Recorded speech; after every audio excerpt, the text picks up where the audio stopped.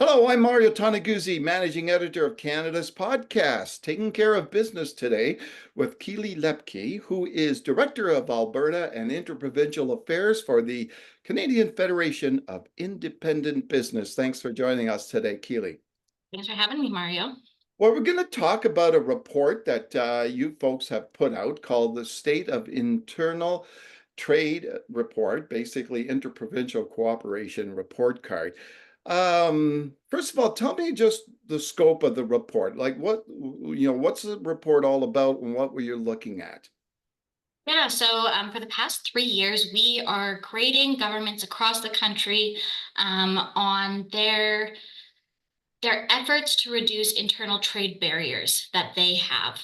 So we are grading the federal government, all the provinces and territories on how willing they are to break down barriers that are impeding the flow of goods, services, and people. Hmm. So what was a key finding from this year's report? Yeah, so unfortunately, not too much has happened in the internal trade world. So really, progress has been very, very slow. Very few barriers have been removed over the past year. These things are slow. It's been 7 years since premiers signed onto the Canadian Free Trade Agreement.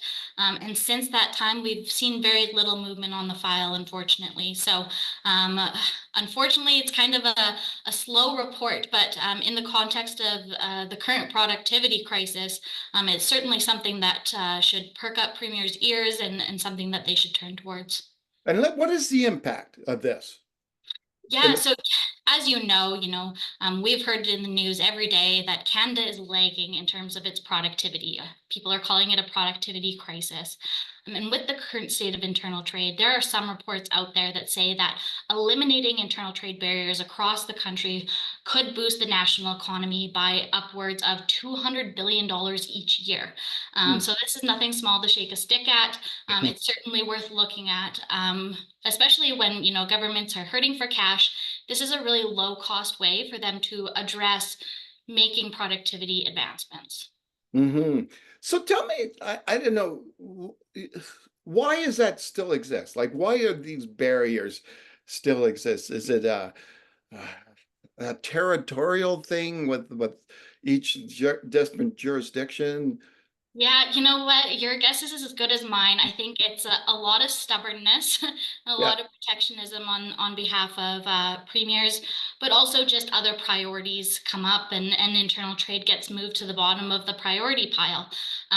But I think at a time, like I said, where productivity is such an issue, this is something that they could turn back to, put their protectionist attitudes aside and really look towards the benefits that this would bring across the country. And Keyli, what about, I don't know if you can answer this, but how do we as a country compare to other countries when it comes to this? Like, obviously our friends south of the border would be the most closest comparison, right? Because of all their states, et cetera. Like, how are we Yeah. compared to that? Yeah, so unfortunately, Canada's fairly well known as being a country where it's difficult to do business within the country. Canada has made international headlines in terms of not being able to move alcohol across provinces. Yeah. As a true economic union, this doesn't really shine a great light on the economic opportunities within the country. If we do want to be that true economic union, some big steps have to be made. And I wasn't that in the news just recently between Alberta and BC with the wine? Yeah, so the two provinces recently signed a memorandum of understanding, looking to come to an agreement on the movement of wine between the two provinces, which great step forward, but the wine is not flowing quite yet. Yeah. So we really encourage these talks to speed up, but also that's only one alcohol product between two different provinces. We are a much larger country than that. We need to look at all types of alcohol products, wine, craft spirits, craft beers Yeah. across the entire country and making sure that the movement of those products is available to all Canadians.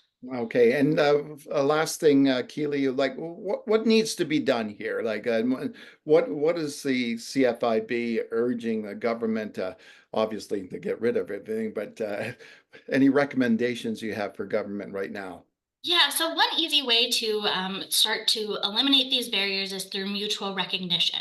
So saying, you know, a cookie that's produced in Ontario is good enough for a consumer that's in Alberta without having to look through all the regulations that differ between the two provinces. So what's good enough for you is good enough for us. Let's move forward. So that's mutual recognition. But what that comes down to is some political motivation. We need a leader within the premiers to step forward, step up and say, let's move forward with this. Let's move forward with mutual recognition, whether that's unilaterally going at it alone or Mhm. through a regional partnership or cross country, ideally. But taking that first step, and hopefully others will follow suit shortly after. All right. Well, thanks very much, Keyli, for joining us today. Thanks, Mario.